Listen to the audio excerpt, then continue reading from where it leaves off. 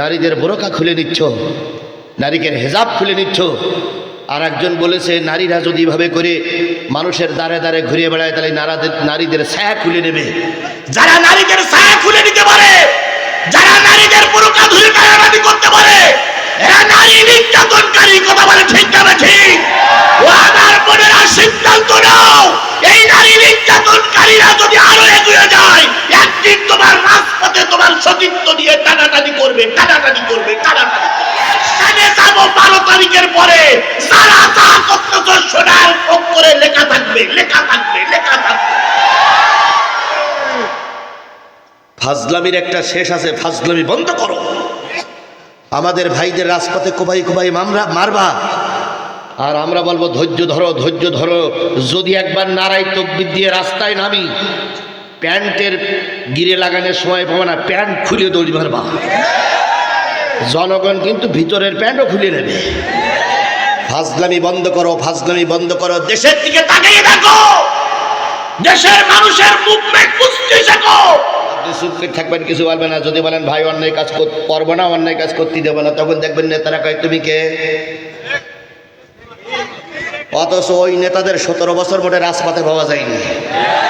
এখন হারাই মারাই গাজী, হারাই মারাই গাজী বোঝেন? এটা আমার সাতক্ষীরার ভাষা। তার মানে যখন প্রয়োজন তখন পাওয়া যায় না, বসন্তের কোকিলের মতন।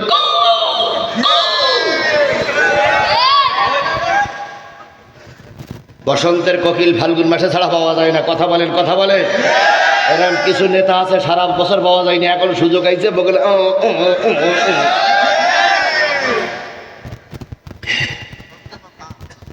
জায়েদ একটুখানি লাঠি দিয়ে বলেন হাত নামান। তুমি কে? জায়েদ। তোমার জন্য চেনা চেনা মনে হয়। তোমার আব্বার নাম কি? জায়েদ বলেন আমার আব্বা আপনার সামনে বসে আছে, মুহাম্মদ রাসূলুল্লাহ সাল্লাল্লাহু আলাইহি ওয়াসাল্লাম। মার নাম কি? খাদিজাতুল কুবরা, ঘরের ভিতরে আছেন তিনি। না রে যুবক, তোমার চেহারা, তোমার কথোপকথন দেখে মনে হয় তুমি আমার ভাতিজা। তুমি হারেসের পুত্র জায়েদ। 10 বছর আগে ওয়াকাজের মেলার থেকে হারায় যাওয়া সেই জায়েদ তুমি। জায়েদ কিছুই বললেন না। হারেসের ভাই রসুলের দাড়ি ছেড়ে দিয়ে চলে গেলেন মদিনায়। ভাই আর ভাবিরে ডেকে বলতেছে, ও ভাই, 10 বছর আগে হারানো সেই জায়েদকে আমি খুঁজে পেয়েছি, চলো আমরা যাই। বিশাল টাকা পয়সা নিয়ে নবীজির সামনে এসে বলতেছে জায়েদের মা, ইয়া রাসূলুল্লাহ, শুনেছি আপনি দয়ার মানুষ, রহমতের মানুষ, আপনার কাছে কেউ নিরাশ হয়ে ফিরে যায় না।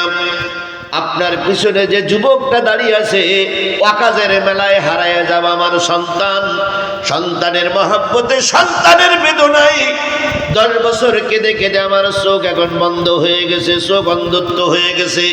আমার স্বামী এখন বাক কথা বলতে পারে না, বাক স্বাধীনতা তার নাই। দয়া করে এই টাকাগুলোর বিনিময়ে আমাদের হারিয়ে যাওয়া জায়েদকে আপনি আমাদের কাছে ফেরত দেন। নবীজি জায়েদের দিকে তাকায় বলতেছে, এই মহিলা চেনো? চিনি ইয়া রাসূলুল্লাহ। কি হন? কয় উনি আমার মা। সুবহানাল্লাহ। এই মুরব্বিরে চেনো? চিনি। উনি কি হয়? কয় উনি আমার জন্মদাতা পিতা। তোমার বাপ আর তোমার মা অন্ধ হয়ে গেছে, ঘরে খাদিজার কাছে চলে যাও। খাদিজার কাছ থেকে বিদায় নিয়ে বাপ মার সঙ্গে তোমার এলাকায় চলে যাও। এই কথাটা বলার পরে হযরত জায়েদের চোখ বেয়ে টপ টপ টপ টপ করে পানি পড়তেছে। গরম পানিগুলো যখন নবীর কাঁধের পরে, মাথার পরে পড়ে, নবীজি বললেন, জায়েদ কাঁদো কেন? জায়েদ বলেন, ইয়া রাসূলুল্লাহ, 15 বছর ছিলাম বাপ মার কাছে, 10 বছর আপনার কাছে দরবারে আছি। এই 10টা বছরে আপনি কোনোদিন আমাকে বকাঝকা দেন নাই, 10 বছর আমাকে কটু বাক্য বলে গালিগালাজ করেন নাই। আপনি যা খেয়েছেন আমাকে তাই খাওয়াইছেন।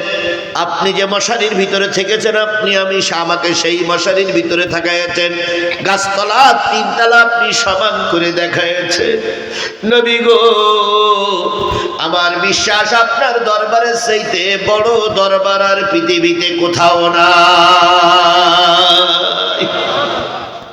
আমি আমার বাবার চাইতে মায়ের চাইতে আপনার কোলটা আমি নিরাপদ মনে করি নবী গো, দয়া করে আপনার জায়গায় ঠাই দিয়েছেন আর আমার তাড়িয়ে দেবেন না। এই কথা শুনে জায়েদের মা, জায়েদের বাবার জায়েদের মা দেখে বলতেছি ইয়া রাসূলুল্লাহ, কি ভালোবাসা আপনি দেখাইছেন, যে ভালোবাসার কারণে আমার গর্ভ ধারণ করা সন্তান আপনার পক্ষ অবলম্বন করেছে। নবী গো আমাকে মাফ করবেন, আমি আর কোনোদিন জায়েদের বাপ আর মার দাবি নিয়ে আসবো না। আমি জায়েদকে আপনার জন্য কোরবান করে রেখে গেলাম। এর নাম ইসলামের নাম আছে ইসলামী আদর্শ। কথা বলেন ঠিক না ঠিক? সেই আদর্শ একমাত্র কুরআনওয়ালারা ছাড়া আর কেউ দেখাতে পারে। অন্যান্য নেতার কাছে গেলে কিল বক্সিং খায়, আর ইসলামী আন্দোলনের নেতাদের কাছে গেলে কোলে ঠেলে গালে চুমা দেয়। কথা বলেন। সেই আদর্শ দেখে এখন অনেক বিভিন্ন দলের বিভিন্ন নেতা কর্মীরা কোরআনের ছায়াতলে এসে যোগ দিচ্ছে। ওরা এমনি আসে না, আদর্শ দেখে আসে। কথা বলেন। তাহলে যেই নবী পিতার চাইতে মায়ের চাইতে বেশি মহব্বতের ছিল, সেই নবীর নামে দুরূদ আর সালাম কারোর জবান বন্ধ থাকবে না। সাল্লাল্লাহু আলাইহি ওয়াসাল্লাম। বন্ধুগণ, এই যে বিশাল জনতা আপনারা এসেছেন কি শোনার জন্য? জোরে বলেন, কি শোনার জন্য? আমি কোরআন থেকে আলোচনা শুরু করেছি, কোরআন দিয়ে শেষ করব। আপনারা আমাকে ফেলাই রেখে চলে যাবেন কারা কারা হাত তোলেন তো? যাবেন না? থাকবেন তো ইনশাআল্লাহ? আমি যতক্ষণ মোনাজাত না করব ততক্ষণ থাকবেন তো? ওই যে একজন উঠলেন চাদর গায়ে দেওয়া ভাই,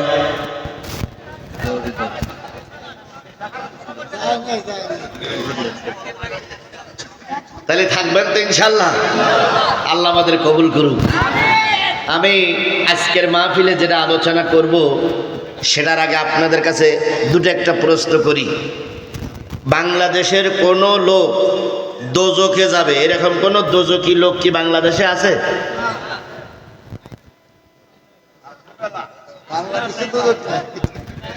বাংলাদেশে দোজখ নেই। বাংলাদেশের কোন লোক দোজখে যাবে, জাহান্নামে যাবে এরকম কোন লোক কি বাংলাদেশে আছে? আছে? দুই একজনের নাম বলেন তো। নাম বলতে পারবো না ভাই। আচ্ছা, আপনারা যে বললেন দোজখে যাবে সেরকম লোক বাংলাদেশে আছে, নাম বলতে পারবেন না, তাহলে তো কেউ নেই। মেলা আছে। ওরে তো নাম বলে না কেন? নড়িয়ে চড়িয়ে শেখ হাসিনা করেন কেন আপনারা? সে লোক চলে গেছে, তাদের টাটারি করেন। ওর তো রাজনীতির পর্ব শেষ, ওর আর হবে না, ওর পাঁচপত্র শেষ। এখন যারা আছে তারা কি কেউ জাহান্নামী লোক বাংলাদেশে আছে? তারপরও আছে। আচ্ছা বলেন তো, ওই লোক সিরাজগঞ্জে কেউ আছে? সিরাজগঞ্জেও আছে। আচ্ছা, এই এলাকায় ওই জাহান্নামে যাবে এরকম কোন লোক কি এই এলাকায় আছে?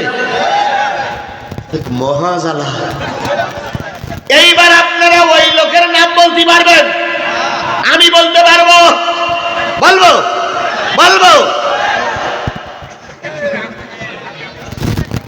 যদি বলি, এটা যদি বলি যারা জামাত ইসলাম করে এরা যাবে দোজখে, একথা আপনারা মেনে নেবেন? জোরে বলেন, মেনে নেবেন? বরং এই কথা বলার পরে আমি যদি ওই কথার পরে ইস্তেকামাত থাকি, আমার মঞ্চের থেকে নামা সম্ভব হবে না। এটা আমি সত্যি করে বলতে পারি। তাহলে জামাত ইসলামের ভাইরা দোজখে যাবে এই কথা বলার অধিকার আমার নাই। এবারে যদি বলি সরমনার ভাইরা দোজখে যাবে, বলার অধিকার আমারও নাই। কারণ তারা আর কিছু না হলো নামাজি, আর কিছু না হলো তাহাজ্জুদ নামাজ পড়ে। কথা বলেন ঠিক না বেঠিক?